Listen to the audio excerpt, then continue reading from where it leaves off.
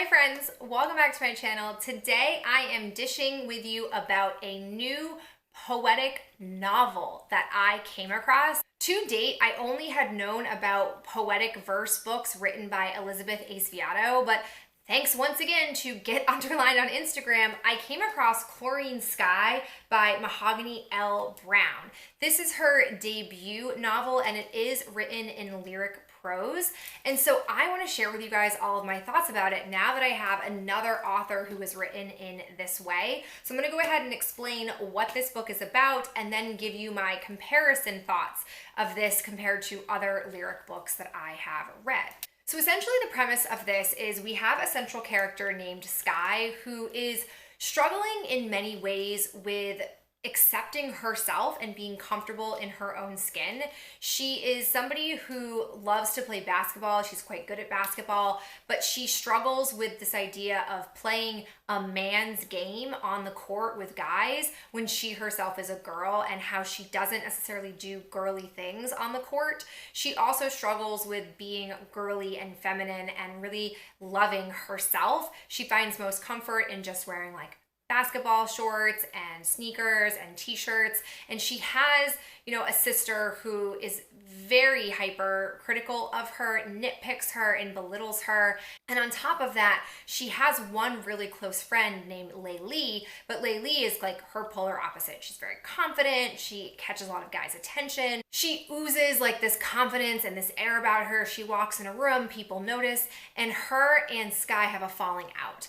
And during this falling out, Sky really struggles with what to do with herself. She's lost her one lifeline. She doesn't quite understand like why it happened or how she can rectify it. She doesn't know what to do. She's got her sister nagging at her. She's got the basketball boys who don't really accept her but kind of respect the fact that she has good game. So she really is struggling with all of this. And then on top of it, she meets a boy, and this boy also complicates things. The book isn't very long. It's relatively short. If I sat down, I could have read it in one day, but I don't really have the freedom in any given day to just sit and read an entire book. I have just fragmented windows of time that I get to read. So it took me about 3 days to get through. But in the end, I really did like it. It is quite different in storytelling, although it is written in a poetry verse. It's very different from Elizabeth Aspiato, and I can't help but compare those two authors. I can't not do it. I just feel like it's such a unique and specific genre that how could I not?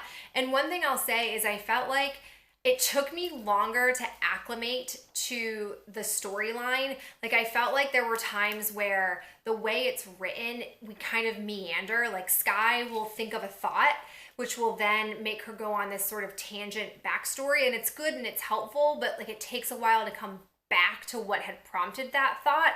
And that sometimes can like wear on you a little bit. I also felt like the character development at first wasn't very strong. So I kind of felt like I was playing catch up or like having to really get myself to focus.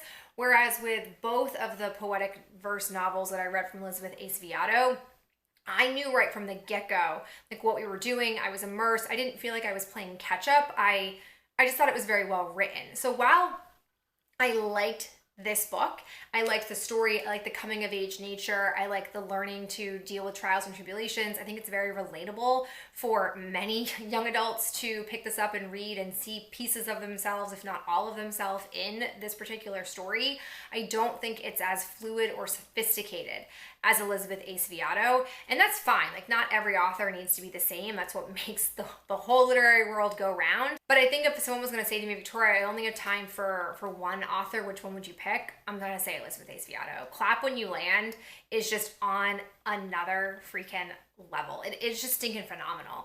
And so this, while good, not phenomenal. So I definitely would say if you're a book reader, you're looking for something short, you want to try out the poetry form in a novel, but you don't want to commit to the density of Elizabeth Aspiato, definitely pick this up. Or if you're somebody who likes coming of age stories, this is right up there with you. I think it does have some interesting pieces to it.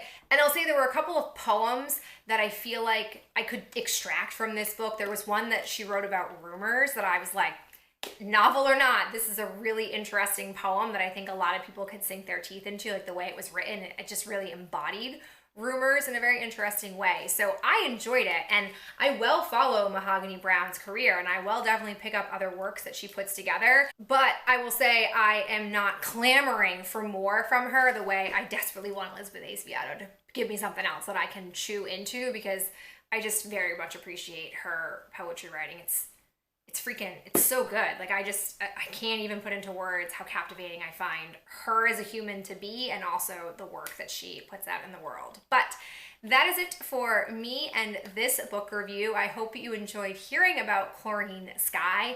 And if you have read it, or you have any other recommendations based on hearing my thoughts on this, please share them down below in the comments, and I will talk to you in my next video.